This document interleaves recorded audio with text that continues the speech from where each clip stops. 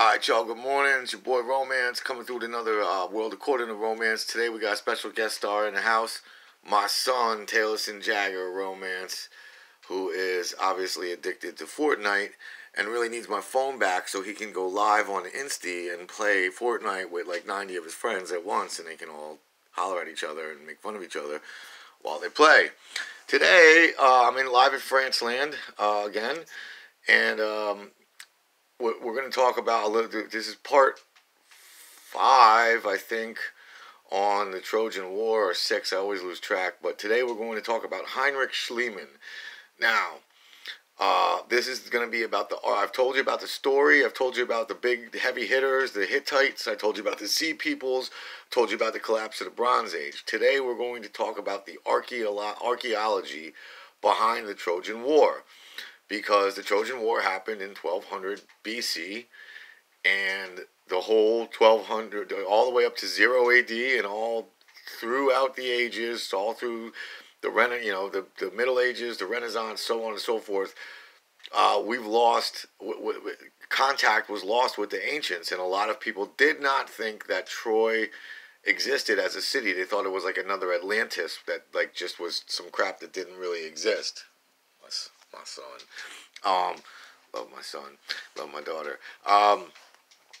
So everyone didn't know if Troy was for real or not. So along comes, he's known as the father of archaeology. He should not be known as that. But he is more, I consider him more like a P.T. Barnum, of like a showman of early archaeology. And his name was Heinrich Schliemann, okay? Hard to pronounce. He was born in Germany in 1820. He dies in Italy in 1892. He made a fortune in his youth in Tsarist Russia selling indigo and coffee. And then during 1849, he busted out of Russia and got his butt to California to become a gold miner. He wasn't actually a gold miner, but what he did was he like basically ripped off people who were gold miners and then sold it to banks. Like he was like a middleman. Scumbag. I hate people like that. But he's a great man because he wanted to find Troy. And after he made millions off of the gold rush, he decided that was his dream and he was going to follow it. So he divorced his wife. He had a chick his own age that he was sick of. He went to Indiana and got a shady divorce. He paid his way through it. And he went straight to Turkey, where Troy is supposed to be. And he had, in one hand, he had a pickaxe, and in the other hand, he had a copy of the Iliad. And that was pretty much all he armed himself with. When he got there, he met this girl, and he was in his 40s by now. It was, the late 1860s, early 1870s by the time he started doing this. And he met some like really young girl, maybe 19 years old, but she could read. She was pretty, and she also could read Greek. She was a Greek Turkic woman, and she could read the original Iliad in Homer's tongue, like in the oldest form of the book that we have. So that meant a lot to him because he could find out clues to where this place was. Well, when he got there, he starts looking around. And he's just looking like over hills and for like descriptions. He's looking for a mound that might a hill that might be an old city that was covered up and time covered up, and it needed to have a well, both a hot spring and a cold spring, because that was described, and it needed to be close, certain amount of far away from the water. So he kind of knew what he was looking for, but he didn't. And he's walking around Turkey, and he bumps into this guy named Frank Calvert, who worked for like the Turkish U.S. Embassy, even though Frank Calvert is English. But he says, he comes up to Schliemann, and he's like, "What are you looking for?" And he's like, "Well, I'm looking for Troy." He's like, "I already found it long ago. In fact, I bought the property that it's on." This Frank Calvert guy says that. He's like, "What?" Heinrich Schliemann's like, "You know where Troy is?" "Yeah, it's on this hill over here. It's called, in Turkic, it's called Hisarlik. That's the name of the mound that is actually Troy." Well, Frank Calvert bought the land, and he had been slowly methodically and rightfully, you know, excavating his for years, but he didn't have any money. So Schleimann had all this money, but he had no Troy, and Frank Calvert had Troy but no money. So it was a good partnership. So they got together and a dig began. Okay, the first archaeological dig on Troy began in 1870, and archaeology was in its infancy as a science at that point. Um, Basically, what Schleimann did was he just hired a bunch of diggers. He went right through the middle of this mound. He just made a big cut right down the middle of it. That is the wrongest thing to do in archaeology. That is not how archaeologists operate. Archaeologists do like little steps. Like you go down a couple inches, and you go over a couple inches, and you go down a couple inches. It's these little 1 foot by 1 foot clefts in the ground that they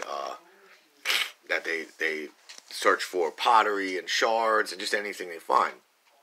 So he did everything wrong in this, and he keeps digging and he's going down, and he finds in this mound, he finds not just one, not two, but he finds 12 different cities, one on top of another. One city would die, the next one would go up, more people would move in, and a new city would begin. There's my daughter, Tiernan. Hi, Tiernan. Love you, sweetheart.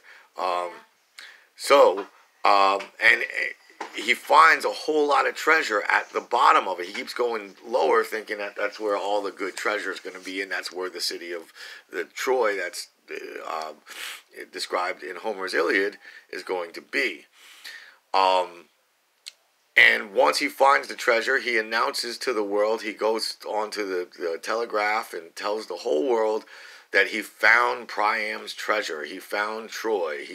Priam, of course, was the king of Troy, and he was the dad of Hector and Paris. So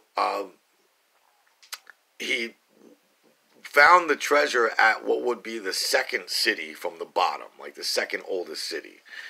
And also he cut that Frank Calvert guy. He went right by the wayside. Schleimann was a scumbag. In so many ways, he lied about stuff. He embellished stuff. He said he met with presidents when he was a little kid. He said he was at a fire in San Francisco that he wasn't there at, and he put the wrong date. Dude was a scumbag. But he found all this treasure. He cuts Frank Calvert out of the deal, and he walks around saying, I found ancient Troy, and he found a whole lot of treasure. He found all this gold, all these like medallions, like all the kinds of stuff to put on a woman, like earrings and necklaces and headdresses. They found this thing to put in your hair, like a hair clippy thing that's like a dragonfly made out of glass, like stuff that blew everyone's minds. They didn't think they even had the technology to make this stuff that long ago. Well, all right, so Schliemann's not even happy with finding Troy. He decides, I want to also go to Mycenae in Greece and see if I can dig up the other side of this story, because all the Greeks came from, obviously Greece, but Mycenae was the capital. They're called the Mycenaeans of the Greeks of that period. Mycenae was not only the name of the time period, but it was the capital of Greece, and that's where Agamemnon was king. And Agamemnon was kind of the capo di capi. I mentioned that yesterday. He was the boss of all bosses. So he's digging there, and this nitwit finally figures out that, and when he was in Troy, the number one thing that he was looking for was walls, these big, huge walls. He dug right past them and threw them in the garbage, did not knowingly, but it didn't even hit him. He refused to admit that he made an error or that there was anything wrong with what he did, until he gets to Mycenae. When he got to Mycenae, he realized, all right, I keep finding this pottery. Like Mycenae was kind of close to the top. You could almost see the tops of buildings and walls and stuff sticking out of the ground, and the locals knew right where it was. It wasn't as hard to find as Troy. Once he starts digging, now the way archaeologists can tell different time periods from different time periods and the same time period at the same time period is with pottery. Pottery shards are pottery is always changing in the ancient world. So when you find similar pottery that usually means it's at the same time period. Well, he kept finding this pottery in what would have been the right time period in Mycenae. He get right when Agamemnon was supposed to have been. He found all these clues, all this evidence that he was in the right spot at Mycenae, and he kept finding this pottery. The only thing was this pottery, and he found it back in Troy, but it wasn't in the level where he found the treasure. It was higher up. It wasn't in city number 2 in Troy. It was in city somewhere between city 6 and 7. And it dawned on him then that not only did he was he wrong, the treasure that he found in Troy was at least 1,000 years older. It was from 2000 BC. Hold on. So yeah, the treasure he found was way older. It was probably from 3000 BC, and the Trojan War happened in 1200 BC. So this was not the Priams. It was not really that much treasure. It wasn't like King Tut style treasure, but there was a lot of stuff. There definitely was gold. That always sets off an archaeological dig. But not only was he wrong in the time period, but he realized that the very palace and the walls that he was looking for in Troy, he dug up and threw away. What an idiot. Well, anyway, one of his excavators was named William Dorpfeld, and he's the one who deduced that, look, we're in the wrong.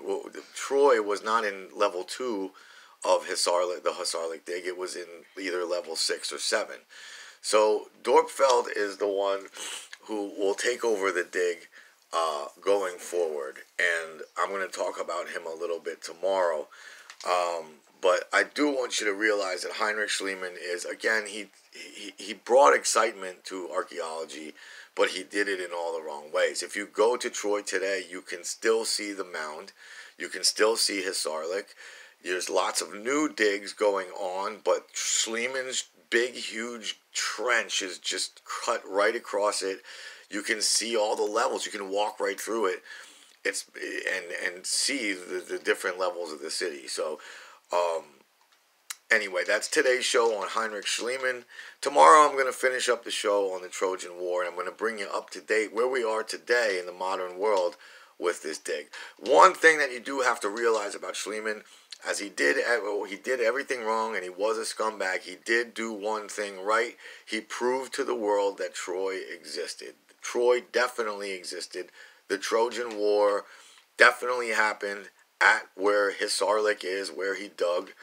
Now, another thing that kept bothering him is that when he's excavating and he kind of found this whole hill, he's like, there's no way this city is big enough to be the Troy that Homer describes. It's just too small. And it turns out what he found was the citadel. It was kind of the castle, the upper echelon lived, and there was a whole nother city that he didn't find. But we're going to get to that tomorrow, and the rest of the archaeological digs from pretty much the 1890s through the present. I want to wish you guys a great weekend. I got my daughter up there. I got my son over there. If you've never seen my kids, they're beautiful. I can't believe they're so beautiful, and my ugly ass made them. I love them to death. I love y'all guys. Please go on the YouTube, subscribe to The World According to Romance. We got one more show on the Trojan War, and then the rest of the week's going to be Celts, baby. Peace. Have a good weekend.